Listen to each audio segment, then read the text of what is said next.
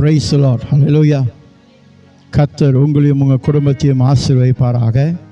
இந்த மாலை நேரத்திலையும் தேவனுடைய சமூகத்தில் வந்து அமர்ந்து கர்த்தரை தொழுது கொள்ளும்படிக்கு நம்மளை அழைத்து வந்த நம்முடைய தேவனுக்கு மகிமை செலுத்தி தேவன் நம்மளை தெரிந்து கொண்டதுக்காக நன்றி செலுத்துவோம். ஹல்லேலூயா.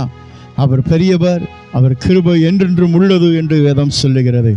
எவ்வளோ தடை வந்தாலும் அந்த தடைகளை நிர்மூலமாக்கவும் அதை மேற்கொள்ளவும் கர்த்தர் நம்மளோடு கூட இருக்கிறார்.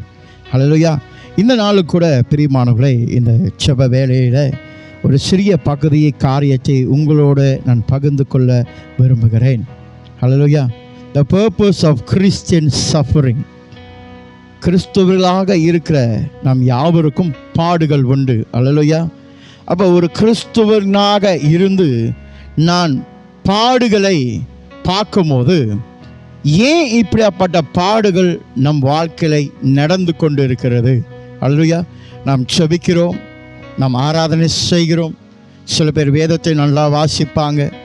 இருந்த போதிலும் இந்த பாடுகள் என்று சொல்லப்படும் போது அது ஒரு முக்கிய காரணத்தினால் ஆண்டவர் அந்த காரியங்களை நம் வாழ்க்கையை அனுமதி கொடுத்து, எந்த காரியமும் நம்மக்கிட்ட அவரோடு அனுமதி இல்லாமல் நம்மளை கிட்டி நெருங்க முடியாது. பிரியமானவர்களே, எல்லாவற்றுக்கும் தேவனிடத்தில் பதில் உண்டு. ஹல்லேலூயா. There's a purpose of Christian suffering always. ஹல்லேலூயா. பிரியமானவர்களே, நம்முடைய வாழ்க்கையில் இந்த 2026 நம்ம கடந்து வந்துட்டோம்.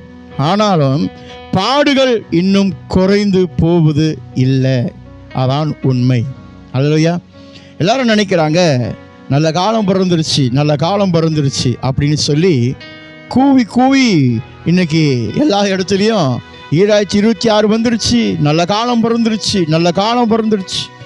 வருடங்கள் தொடர்ந்து போய்கொண்டே இருக்கும், அதை நிற்க போகிறதில்ல. ஆனால் நம்முடைய பாடுகள் என்ன செய்யுதுன்னா நம்மளை இன்னும் சூழ்ந்து நடத்தி வந்துக்கிட்டே தான் இருக்குது. நம்மளை விட்டு போன பாடு இல்லவே இல்லை. ஹல்லேலூயா. எல்லா நேரத்திலும் பாடுகள் இருக்குது. அதாவது கர்த்தருக்குள் இருக்கிறவர்களுக்கு பாடுகள் நிச்சயம். ஹல்லேலூயா. ஆன போதிலும் இந்த பாடுகள் என்று சொல்லப்படுகிற காரியத்தை ஏன் ஆண்டவர் வைக்கிறார் அப்படின்னு சொல்லி தான் நாம் பார்க்க போகிறோம். ஹல்லேலூயா.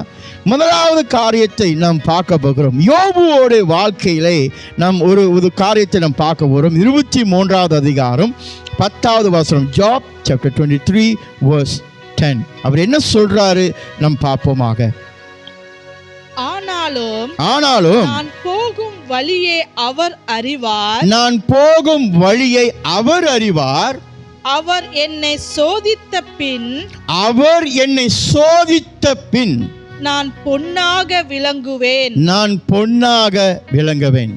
அப்ப சோதனை ஆண்டவர் என்னுடைய வாழ்க்கையில அனுமதி கொடுக்கிறார் அப்படி சொன்னா அதை எதற்காக என்று பார்க்க போனால் என்னுடைய விசுவாசத்தின் அளவையை பார்ப்பதற்கு, the quality of my faith, to test the quality of my faith. என்னுடைய விசுவாசத்தின் அளவை, அதோடைய என்ன சொல்லுவாங்க, குவாலிட்டியை பார்ப்பதற்கு ஒரு சோதனையை கர்த்தரின் வாழ்க்கையில் வைக்கிறார். ஹல்லேலூயா. சோதனை ஜெயிப்பதற்கு திராணி பலனையும் கர்த்தர் உண்டாக்கி தருகிறார். பெரியமானவர்களே, நம்ம நினைக்கக்கூடாது ஆண்டவர் சோதனை கொடுத்துட்டு நம்மளை விட்டுட்டு போயிடுவார் அப்படின்னு இல்லை. சோதிக்கிறார் சொன்னால் அதிலேருந்து தப்புவிப்பதுக்கும் வழிகளை அவர் உண்டாக்கி நம்மளுக்கு தருவார். அதுக்கு நடுவில் தான் நம்முடைய விசுவாசத்தை கர்த்தர் என்ன செய்கிறார், அதோடைய தரத்தை ஆண்டவர் பார்க்கிறார். எந்த அளவுக்கு நம்மளுடைய விசுவாசம் தேவன் மேல் அதிகமாய் காணப்படுகிறது. யோபு இங்கே எப்படியாக சொல்லுகிறார், அவர் என்னை சோதித்த பின் நான் பொன்னாக விளங்குவேன். ஹல்லேலூயா. பொன்னாக விளங்குவேன் என்று சொல்லும் போது விலை மதிக்க முடியாத ஒரு என்னது பொருட்டாக காணப்படுகிறது. பிரியமானவர்களே, ஹல்லேலூயா. நாம் ஒன்றுமே இல்லாமல் இருக்கலாம், ஆனால் சோதனைக்கு பிறகு நாம் எல்லாவற்றும் பெற்றவர்களாக காணப்படுவோம். அல்லேலூயா. அதுதான் யோபு சொல்றார், அவர் என்னை சோதித்த பின் நான் பொன்னாக விளங்குவேன். அல்லேலூயா. எல்லா நேரத்திலும் ஆண்டவர் ஒரு மனுஷனை சோதிக்கிற காரணம் ஏன்னா அவனுடைய குவாலிட்டி, அதாவது அவனுடைய தரத்தை ஆண்டவர் உறுதி செய்வது மட்டுமல்லாமல் எந்த நிலையில இருக்கிறது என்று தேவன் கண்காணித்து கொண்டே இருக்கிறார். எல்லாரும் சொல்லுவாங்க நான் விசுவாசிக்கிறேன். everybody will say I have faith. But the quality of your faith, how to test? When there is a suffering, then your faith will be tested. Hallelujah.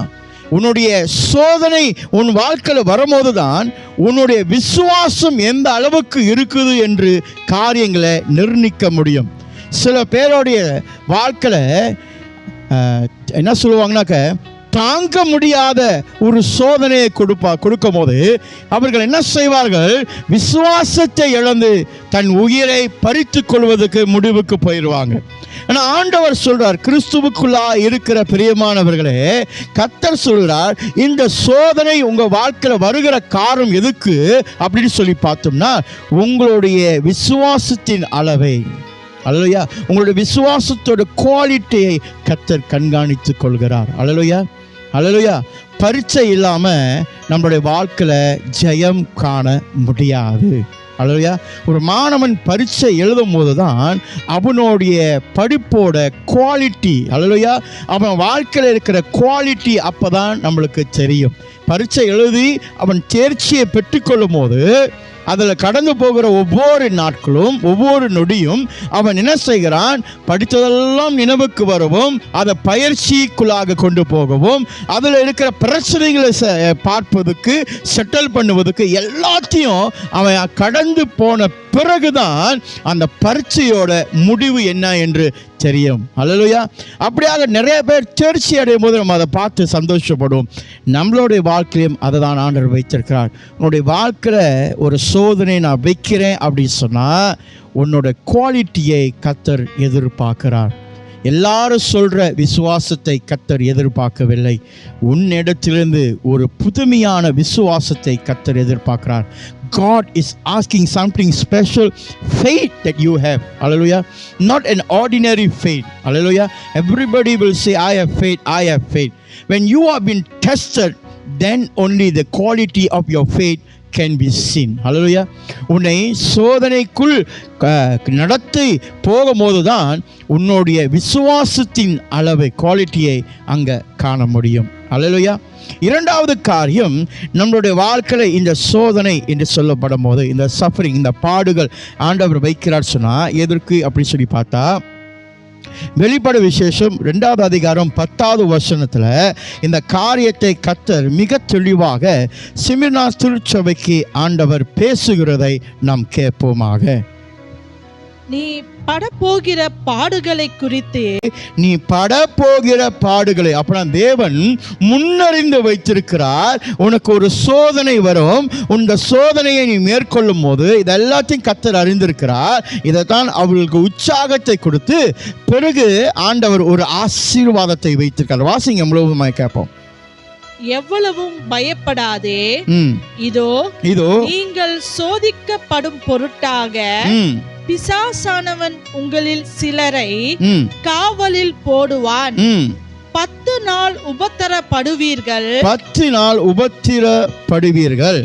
ஆகிலும் நீ மரண பரியந்தும் உண்மையாயிரு. நீ மரண பரியந்தும் உண்மையாயிரு. கடைசி வரைக்கும் உண்மையாயிரு. சாகும் நிலை வந்தாலும் உண்மையாயிரு என்று காரியத்தை ஆண்டவர் உறுதி சொல்றாரு. அப்பொழுது ஜீவ கிரீடத்தை உனக்கு தருவேன். ஜீவ கிரீடத்தை உனக்கு நான் தருவேன். அல்லேலூயா, அல்லேலூயா. ஆகையால் இந்த சோதனையை நாம் எப்படி பார்க்கணும்னா மகிழ்ச்சியாக எடுக்க. எத்தனை பேர் சோதனை மகிழ்ச்சியாக எடுத்துக்கொள்ள முடியும்? சோதனை வந்தால் அழுக வரும், சோதனை வந்தால் வேதனை வரும், சோதனை வந்தால் வலி வரும், சோதனை வந்தால் பசி வராது, சோதனை வந்தாக்க மூளை வேலை செய்யாது, எதுவுமே ஓடாது நமக்கு. ஏன் தெரியுமா? நம்ம அந்த கஷ்டத்தை கடந்து போகிற வரைக்கும், அதை தீர்க்கிற வரைக்கும் நம்மளுக்கு தூக்கமும் வராது, நிம்மதியும் வராது, பசியும் வராது. ஆனால் அந்த சோதனை ஆண்டவர் நமக்கு எப்படி சொல்றாரு பாருங்க, நான் உன்னை சோதிக்கும்படிக்கு இந்த காரியத்தை நான் வைக்கிறேன்னு சொன்னா, உனக்கு ஜீவ கிரீடத்தை வைத்திருக்கிறேன், அது உன்னிடத்தில் வரும்படிக்காக உன்னை நான் உருவாக்கி கொண்டிருக்கிறேன். அல்லேலூயா, அல்லேலூயா.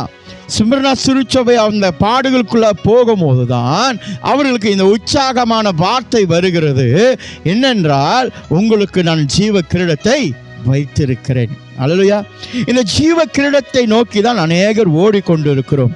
நாம் எல்லாரும் ஜீவ கிரீடம் வேணும், கர்த்தருக்குள்ள நான் வாசமா இருக்கணும், தேவ வீட்டில் நான் தங்கி இருக்க வேண்டும், தேவனோடு நான் இருக்க வேண்டும், தேவனுக்காக நான் செய்ய வேண்டும் என்று சொல்லி நாம் என்ன செய்கிறோம்? போட்டி போட்டு ஓடிக்கொண்டே தான் இருக்கிறோம். ஆனால் சோதனை என்று வரும்போது, பாடுகள் என்று வரும்போது நம் தேவனை விட்டு தூரமாய் போய்விடுகிறோம். நம்மளுடைய செயல்கள், நம்மளுடைய சிந்தனை, நம்மளுடைய வார்த்தை, நம்முடைய செயல்பாடு யாவற்றும் தேவனை விட்டு தூரமாய் போவதுக்கு நம்ம என்ன செய்கிறோம்? இடம் கொடுத்து விடுகிறோம். ஆண்டவர் அதான் சொல்றாரு, முதல்ல உங்களுடைய விசுவாசத்தின் அளவை கர்த்தர் என்ன செய்கிறாரு? தேடிக்கொண்டே இருக்கிறார், பார்த்து கொண்டே இருக்கிறார். the quality of your faith. நம் வேதத்தை வாசிக்கிறோம். அநேகர் இயேசு கிறிஸ்துவுக்காக விசுவாசத்தின் நிமித்தமாக தன் ஜீவனை கொடுத்தார்கள். அல்லேலூயா, அல்லேலூயா. ஆண்டவருக்காக ஜீவனை கொடுக்கிறேன் அப்படி சொன்னா, நான் எதை குறித்தும் கவலைப்பட போவதில்லை. என் பாடுகள் எனக்கு பெருசா தெரியாது, என் உபத்திரங்கள் எனக்கு பெருசா தெரியாது. ஏன் என்றால், நான் என் வாழ்க்கையை ஆண்டவருக்கென்று அர்ப்பணித்ததுனால கர்த்தர் எல்லாவற்றையும் பார்த்து கொள்வார். எல்லாவற்றும் பாடுகளையும் மேற்கொள்வதற்கு அவர் எனக்கு பலனை கொடுப்பார். பாடுகளுக்கு பின்பு என்னோட விசுவாசத்தை கண்டு எனக்கு ஜீவ கிரீடத்தை கர்த்தர் ஆயத்த பண்ணதை எனக்கு தருவார். அல்லேலூயா. அது ரொம்ப அவசியமாக இருக்குது. மூன்றாவது காரியம், இந்த பாடுகளுக்கு நடுவில், இந்த உபத்திரத்துக்கு நடுவில் நம்முடைய கிறிஸ்துவ வாழ்க்கையில் ஆண்டவர் வைக்கிற காரியம் எதற்கு சொன்னா, நான் கனி கொடுக்கிறவனாய் காணப்படுவதற்கு. அல்லேலூயா. ஒரு மனுஷனுடைய வாழ்க்கையான் கர்த்தருக்குள்ளாக இருக்கும்போது ஆவியின் கனியை குறித்து அதிகமாய் பேசுவோம். அல்லேலூயா. We speak about the spirit of fruit every time. ஒவ்வொரு நேரமும் அதை குறித்து நாம் பேசி கொண்டிருப்போம். நமக்கு இப்படி இருக்கணும், அந்த ஆவின் 9 கனி ஆண்டு வைத்து அந்த 9 கனி ஆவி எனக்குள்ளாக இருக்க வேண்டும் என்று நாம் யாவரும் என்ன செய்கிறோம்? ஒவ்வொரு நாளும் தொடர்ச்சியாக முயற்சி பண்ணி அதுக்குள்ளாக நம்ம என்ன செய்கிறோம்? ஆயத்தப்படுத்தி கொண்டு தான் இருக்கிறோம். ஆனால் சோதனை வரும்போது மட்டும், பாடுகள் வரும்போதும் இந்த 9 கனி நம்மளை விட்டு விலகிறதை நாமளே காரணமாக இருக்கிறோம். ஏன்னா இந்த பாடுகள் வரும்போது, அல்லையா, இந்த உபத்திரம் வரும்போது கோபம் வரும். கோபம் வரும்போது உங்கள் நிதானத்தை நீங்கள் இழந்து போயிருவீங்க. உங்கள் நிதானத்தை நீங்கள் இழந்து போனோன்னே வார்த்தை தவறுதலாக நாவிலிருந்து புறப்பட ஆரம்பிக்கும். அல்லேலூயா. இது எல்லாமே என்ன செய்யுதுன்னா, தேவனுக்கு புறம்பான வாழ்க்கைக்குள்ளாய் நம்ம என்ன செஞ்சிடறோம்? கீழே விழுந்துடுறோம். அப்போ ஆவின் கனி என் வாழ்க்கையில் வரணும் அப்படி சொன்னால், பாடுகள் இருக்கும் போது தான் அந்த ஆவின் கனி என் வாழ்க்கையில் வளர்ச்சி அடைகிறதை என்னால் பார்க்க முடியும். அல்லேலூயா, அல்லேலூயா. அப்போ என் வாழ்க்கையில் பாடுகள் ஆண்டவர் அனுமதிக்கிறார் அப்படி சொன்னால், அதுக்கு காரணம் என் வாழ்க்கையில் ஆண்டவர் அந்த ஆவின் கனியை பெருக செய்வதற்கு காரியங்களை ஆயத்தப்படுத்துகிறார். உதாரணத்துக்கு சொல்வோம், உபத்திரத்துக்கு நடுவிலே நான் பொறுமையாய் இருந்தால், பொறுமை என்று சொல்லப்படும் போது ஆவியின் கனி. அல்லேலூயா. அப்ப என் பொறுமைக்கு என் கர்த்தர் காரியங்களை வாய்க்க செய்கிறவராயிருக்கிறார். ஆனால் நான் எல்லாருக்கிட்டையும் சொல்லலாம், நான் மிகுந்த பொறுமை உடையவன். உன்னுடைய பொறுமை எந்த அளவுக்கு என்று சொல்லப்படும் போது, நீ சோதனையை மேற்கொண்டு வரும்போது தான் கர்த்தரிடத்தில் எப்படியாப்பட்ட பொறுமை உடையவன் என்று வெளிப்படும். அல்லேலூயா. சில பேர் அப்படியே பொறுமையாக இருப்பாங்க, திடீர்னு பர்ஸ்ட் ஆகி கத்திடுவாங்க. அவங்களால அதை முடியலன்னா அவங்க கத்திடுவாங்க. they will shout suddenly. அல்லேலூயா. சில நேரத்தில் அவங்களால அந்த பொறுமையை கடைப்பிடிக்க முடியலன்னா அவங்க கத்திடுவாங்க. எல்லாரும் நினைப்பாங்க, இவங்களா கத்துனாங்க, இவங்களா இப்படி செஞ்சாங்க, ஆச்சரியமாக பார்ப்பாங்க. அல்லேலூயா. என் வாழ்க்கையில் உபத்திரம் இருக்குது. அந்த உபத்திரத்தை தாங்குவதற்கும் பொறுமை கர்த்தர் என் வாழ்க்கையை கற்றுக் கொடுக்கிறார். அது தேவனுடைய கனியாக என் வாழ்க்கையில் நிறைவாக இருக்கு. காரணம், முதலாவது உபத்திரம் வரும்போது நீங்கள் பொறுமையை கடைபிடித்து நீங்கள் நடக்குமானால் கஷ்டம், வேதனை, அவமானம், வலி எல்லாம் வரும். ஆனால் ஒவ்வொரு முறையும் உங்கள் பொறுமையை காத்து கொள்வதற்கு நீங்கள் தயாராக ஆகி அந்த உபத்திரத்தை மேற்கொள்ளணும்னு நினைக்கிறீங்க பார்த்தீங்களா? தேவனுடைய பலத்தில் ஆண்டவர் என்ன தெரியுமா செய்வார்? ஆவியின் கனியை உன்னுடைய வாழ்க்கையில் வளர செய்ய ஆரம்பிப்பார். அல்லேலூயா. சும்மா ஆவியின் கனி எல்லாத்துக்கும் சொல்லுவாங்க, என் வாழ்க்கையில் நான் 9 ஆவியின் கனி வச்சு 9 ஆவியின் கனி அவங்ககிட்ட இப்போ இங்கே இருக்கிறதுனாக்கா நீங்கள் இங்கே இருக்க மாட்டீங்க, நீங்கள் கர்த்தரோட இயேசுவோட அங்கே இருப்பீங்க. சரிங்களா? ஒவ்வொருத்தரும் இந்த 9 கனியை என்ன செய்கிறோம்? நாடுகிறோம், தேடுகிறோம், முயற்சி பண்ணுறோம் பெற்றுக்கொள்வதற்கு. அல்லேலூயா. ஏன்னா ஒவ்வொரு ஆவின் கனியும் ஒவ்வொரு விதமான ஒரு ஒரு ஒரு போராட்டத்துக்கு நடுவிலே அடங்கி இருக்கிறது. அல்லேலூயா, அல்லேலூயா. அப்போ என்னுடைய வாழ்க்கையில் சோதனை அப்படி சொல்லும் போது, பாடுகள் என்று சொல்லும் போது தேவன் எதற்காக இதை அனுமதி கொடுக்கிறார் அப்படி சொன்னால், நான் மிகுந்த கனி கொடுக்கிறவனாக மாறுவதற்கு கர்த்தர் அந்த காரியத்தை அனுமதி கொடுக்கிறார். அல்லேலூயா. எடுத்துக்கொள்ளுங்க, யோவான் 15வது அதிகாரம் 2வது வசனம். John chapter 15 verse 2. என்னில் கனி கொடாதிருக்கிற கொடி எதுவோ அதை அவர் அறுத்து போடுகிறார். கனி கொடுக்கிற கொடி எதுவோ அது அதிக கனிகளை கொடுக்கும்படி அதை சுத்தம் பண்ணுகிறார். ஹல்லேலூயா, ஹல்லேலூயா. அப்ப ஆண்டவர் என் வாழ்க்கையில் தேவையா இல்லையா என்று தேவன் சில காரியத்தை அறிந்திருக்கிறார். அப்போ இந்த உபத்திரத்துக்கு நடுவில் எதை நான் விடுகிறேன், எதை நான் தேவனுக்காக சகித்து கொள்கிறேனோ அப்போ என் வாழ்க்கையை அவர் முழுவதுமாய் ஆக்குவதற்கு ஆயத்தம் பண்ணுகிறார். அதான் சொல்கிறார், தேவையில்லாத கனியை நான் வெட்டி தூர போட்டுருவேன், நல்ல கனிகளை கர்த்தர் சுத்தம் செய்து வளர வைப்பார். அப்பனா இந்த பாடுகளுக்கு நடுவில் தான் என்னுடைய சுத்தமான வாழ்க்கையும் அடங்கி இருக்கிறது. அல்லேலூயா. வெளியே தோற்றத்தில் சட்டையை போட்டுக்கிட்டு அழகுபடுத்திக்கிட்டு நான் பரிசுத்தவான் சொல்லி நிறைய பேர் இருப்பாங்க.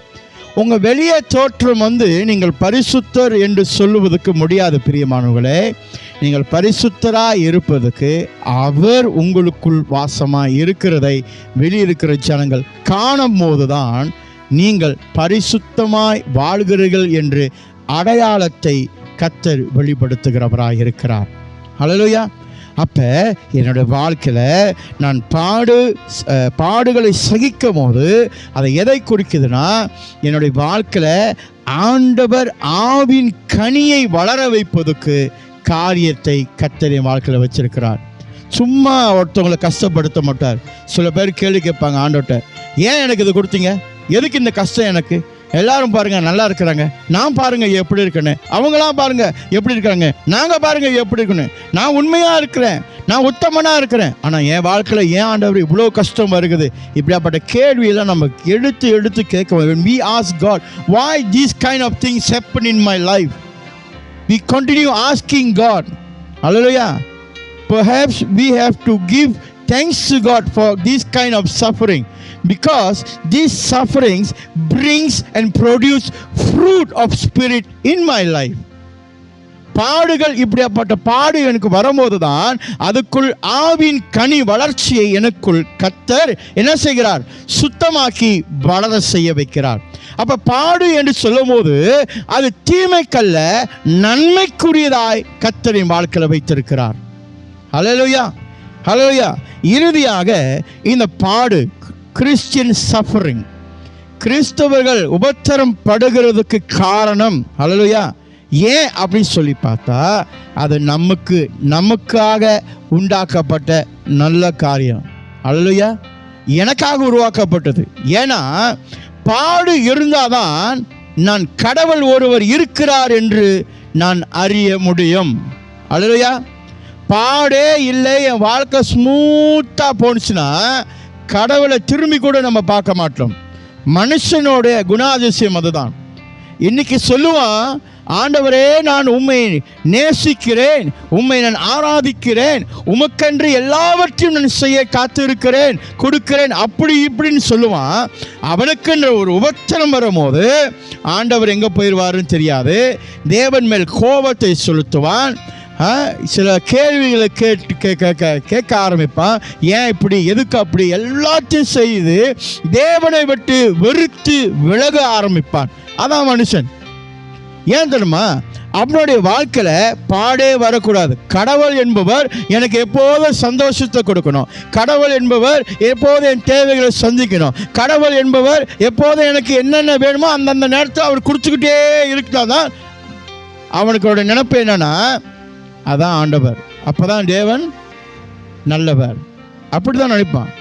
இப்போ பாடு வந்துருச்சுன்னா என்ன தெரியுமா சொல்லுவான்? கடவுளுக்கு கண்ணே இல்லை, கடவுளுக்கு கண்ணே இல்லை. என் வாழ்க்கையில் ஏன் இதெல்லாம் நடக்குது, என் வாழ்க்கையில் ஏன் இப்படி போகுது, என் வாழ்க்கையில் ஏன் அப்படி போகுது. ஒரே வாய் தான் முதல் ஆண்டவரை ஸ்தோத்திரம் பண்ணுச்சு, அதே வாய் தான் உபத்திரம் வந்தோடனே தேவனை உதாசீனம் படுத்துகிறது. அதனால தான் ஆரம்பத்தில் சொன்னேன், ஆண்டவருடைய பிள்ளைகளாக இருக்கிற நமக்கு பாடுகளை கர்த்தர் அனுமதிக்கிற காரணம் எதுக்காகமா? என்னுடைய வாழ்க்கையில் இருக்கிற விசுவாசத்தின் குவாலிட்டியை கர்த்தர் என்ன பண்றாரு? கண்காணித்து கொண்டே இருக்கிறார். நீ எந்த அளவுக்கு தேவனிடத்தில் விசுவாசமா இருக்கிற. நல்லா கவனம் செலுத்துங்க. ஒரு கத்தியை எடுக்கிறோம், அதை சாணம் பிடிக்கிறோம், அதை சாணம் பிடிக்க தான் அந்த கத்தியோட கூர்மை இன்னும் அதிகமாய் போகும். அல்லேலூயா. அப்போ அந்த சாணம் பிடிக்க அந்த கத்தி அந்த கல்லில் உரசி கொண்டு இருக்குது. இப்போ அந்த கத்திக்கு வாய் இருந்துச்சுன்னா அது என்ன சொல்லுமா? என்னை தேக்காதீங்க, எனக்கு வலிக்குது, என்னை இப்படி பண்ணாதீங்க, என்னை இது வச்சு தேக்கிறீங்க, சூடாக இருக்குது, எரியுது, பாருங்க, எல்லாம் உடம்பெல்லாம் காயமாக மாறுது, இந்த உபத்திரம் என்னால் முடியல அப்படின்னு அந்த கத்தி வாய் திறந்து சொன்னிச்சுன்னா அந்த கத்தியோட சொனப்பு இல்லாமல் போய் அந்த கத்தியோட தன்மையை அது இழந்து போய்விடும். அல்லையா? கத்தி என்று சொல்லும் போது ஏதாவது வெட்டுவதற்கு நம்ம பயன்படுத்துது. அப்பனா அந்த கத்தி எப்பொழுதும் கூர்மையாய் இருக்க வேண்டும். அப்போ அந்த கூர்மையாக எப்போதும் இருக்க வேண்டும் என்றால் அந்தந்த நேரத்தில் அந்த கத்தியை எடுத்து என்ன செய்வாங்க? சாணம் பிடித்து நல்லா தேய்ச்சி நல்ல கூர்மைக்குள்ளாக கொண்டு வரும்போது தான் அந்த கத்தியோட உண்மையான தன்மை அங்கே வெளிப்படும். கிறிஸ்துவ வாழ்க்கைக்குள்ளே இருக்கிற நம்மளுடைய வாழ்க்கை அப்படிதான் இருக்குது பிரியமானவர்களே. பாடு ஆண்டவர் கொடுக்கிறார் சொன்னா அந்த பாடுக்கு அங்கிட்டு ஒரு பகுதி ஒன்று ஆண்டவர் சாப்டர், அதாவது சொல்லுவாங்க இன்னொரு சாப்டரை கர்த்தர் ஏற்கனவே எழுதி வைத்திருப்பார். அல்லேலூயா. இந்த பாடுகளுக்குள் உனக்கு நான் அனுமதி கொடுத்து நடக்க வைக்கிறேன்னு சொன்னா அங்கிட்டு என்னுடைய ஆசீர்வாதத்தை அவர் ஏற்கனவே முடிவு பண்ணி வைத்திருக்கிறார். என்னுடைய தன்மை என்ன என்று அங்கதான் தெரியும், எனக்கு கொடுக்கப்பட்ட காரியம் என்ன என்று அங்கதான் தெரியும்.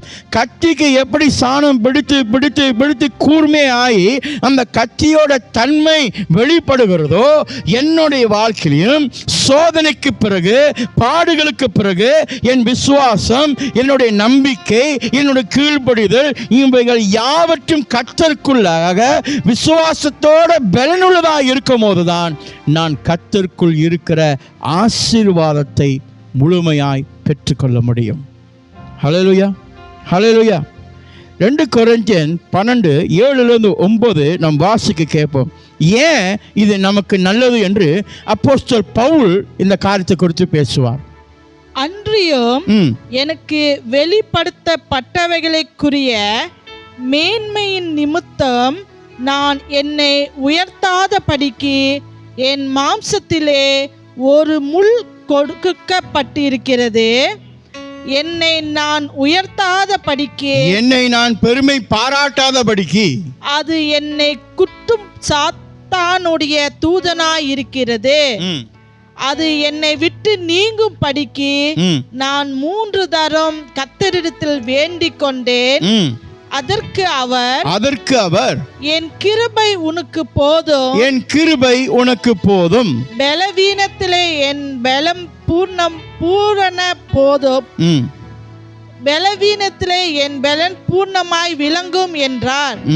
ஆகியால் கிறிஸ்துவின் வல்லமை என் மேல் தங்கும்படி என் பலவீனங்களை குறித்து நான் மிகவும் சந்தோஷமாய் மேன்மை பாராட்டுவேன். என் பலவீனங்களை குறித்து நான் மேன்மைப்படுத்தி சந்தோஷமாய் பாராட்டுவேன். அப்பனா என் உபத்திரத்துக்கு நடுவிலே, என் கஷ்டத்துக்கு நடுவிலே அது பெருசா எண்ணாதபடி அதை குறித்து சந்தோஷப்படுகிறேன். காரணம், கர்த்தருடைய பலன் என் வாழ்க்கையில் பரிபூர்ணமாய் தங்கி உள்ளது என்று வாக்கு கொடுத்திருக்கிறார். அல்லேலூயா. அப்போ ஒரு மனுஷனுடைய வாழ்க்கையில், கிறிஸ்துவுக்குள் இருக்கிறவனுடைய வாழ்க்கையில் வருகிற நிந்தைகள், பாடுகள், அதோடைய நோக்கம் எதுக்கு? ஒரு மனுஷனை என்ன செய்தான், அவனுடைய விசுவாசத்தை அளக்கும்படிக்கு ஒரு ஒரு ஒரு ஒரு ஒரு குவாலிட்டியை கண்டறியப்பட்டு எடுக்கும்படிக்கு வைக்கப்பட்டிருக்குது. இரண்டாவது, ஜீவ கிரீடத்தை நம்முடைய வாழ்க்கையை ஆண்டவர் ஆயத்தப்படுத்தி அது நம்மிடத்தில் வந்து சேருவதற்கு நம்மளை ஆயத்தப்படுத்துகிறார். மூன்றாவது, நான் மிகுந்த கனி கொடுக்கிறவனாய் மாறுவதற்கு இந்த உபத்திரம் என் வாழ்க்கையில் இருக்கிறது. இறுதியாக அது எனக்கு சொந்தத்துக்காக, நலனுக்காக, என்னுடைய வாழ்க்கையோட நலனுக்காக கர்த்தர் வைத்திருக்கிறார். ஏன்னா எல்லாமே இருந்துருச்சுன்னா நம்ம ஆண்டவரை திரும்பி பார்க்க மாட்டோம். நமக்குள்ள ஒரு முள் குத்திக்கிட்டே இருந்துச்சுன்னா அந்த முள் குத்த குத்த நம்மளோட சிந்தனைக்கு என்ன வரும்? ஒருவர் இருக்கிறார், அவர் என்னை விடுவிப்பார், அவர் என்னை பாதுகாப்பார், அவர் என்னை கைவிடவே மாட்டார், அவர் வாக்கு மாறாதவர், அவர் சொன்னதை நிறைவேற்றுகிற தேவன், நான் அவரே நம்பியிருப்பேன். ஆகையினால் என் உபத்திரத்திலும் சரி, என்னுடைய பாடுகளிலும் சரி, என்னுடைய வேதனையிலும் சரி, நான் கர்த்தரை நம்பியிருந்து மகிழ்ச்சியாய் அவரை நான் ஆராதிப்பேன். அல்லேலூயா. அப்போ உபத்திரம் சொல்லும் போது யாருக்குமே வேணாம் தான். யாருக்கு தான் உபத்திரம் சொன்னால் வேணும்? எல்லாருக்கும் உபத்திரம் வேணான்னு தான் சொல்லுவாங்க. ஆனால் இந்த உபத்திரத்துக்குள்ளாக அடங்கி இருக்கிற ஆசீர்வாதங்கள், அல்லேலூயா, இதை நீங்கள் அறியும் போது சந்தோஷமாக, கஷ்டம் வருதா, பரவாயில்லை வரட்டும் பார்த்துக்குவோம், கர்த்தர் சொல்கிறார்ல, உன்னுடைய பலவீனத்தின் பலன் பரிபூர்ணமாய் தங்கி உள்ளது என்று சொல்லுகிறார் ஆண்டவர். அல்லேலூயா. ஆண்டவருக்கு தெரியும் நம்மளுடைய பலம் என்ன, நம்மளுடைய பலவீனம் என்ன, நம்ம நிற்போமா நிற்க மாட்டோமா, அந்த மாதிரிலாம் எல்லா ஆண்டவர்களெல்லாம் தெரியும். ஆனால் ஆண்டவர் எதிர்பார்க்கறது என்னென்னா உண்மைத்துவத்தை நம்ம இடத்துலேருந்து கர்த்தர் எதிர்பார்க்குறார். அல்லேலூயா. இன்னைக்கு இந்த உண்மைத்துவத்தை கர்த்தர் எதிர்பார்க்குற காரணம் எதுக்குன்னா, அநேகர் இன்றைக்கு தேவனை அறிந்திருக்கிறேன்னு சொல்லுகிறார்கள், ஆனால் மெய்யான தேவனை அறிவதற்கு யாரும் முன்னுக்கு வந்து நிற்பது இல்லை. ஏன்னா உபத்திரம் வந்துருச்சுன்னா ஓடிடுவாங்க, கஷ்டம் வந்துருச்சுன்னா ஓடிடுவாங்க.